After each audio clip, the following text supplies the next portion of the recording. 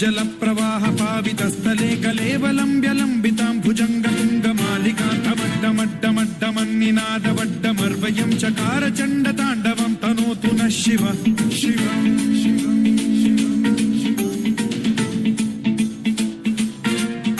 जटाकटाह सम्भ्रम भ्रम निलिम्ब निर्झरी विलोल वीचि वल्लरी विराजमान मूर्धनि धगद्धगद्धगज्ज्वलल्ललाट पट्ट पावके किशोर चन्द्रशेखरे रति प्रतिक्षणं मम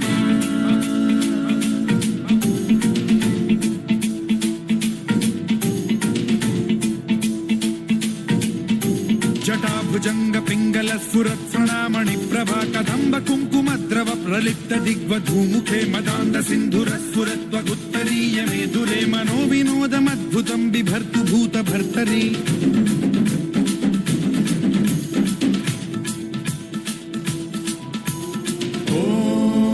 ॐ नमः शिवाय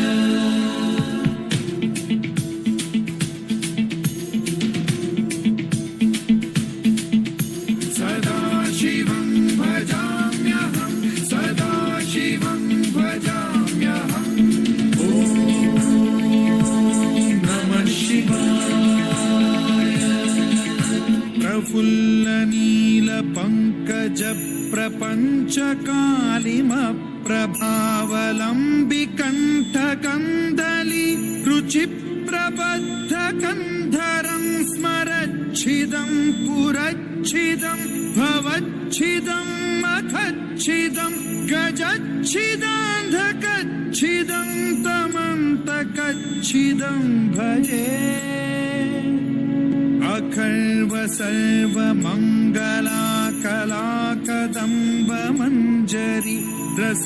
प्रवाह माधुरी विजृंभणा मधुव्रतं स्मरान्तकं पुरान्तकं भवान्तकं मखान्तकं गजान्तकान्धकान्तकं तमन्तकान्तकं भजे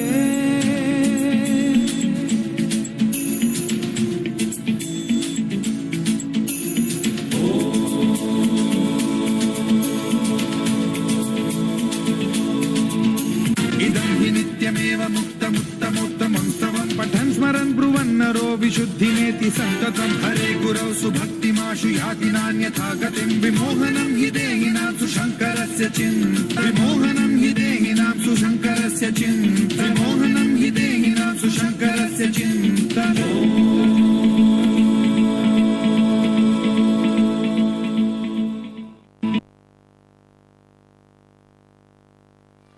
Thank you, children. It was very pleasant. Now, our fourth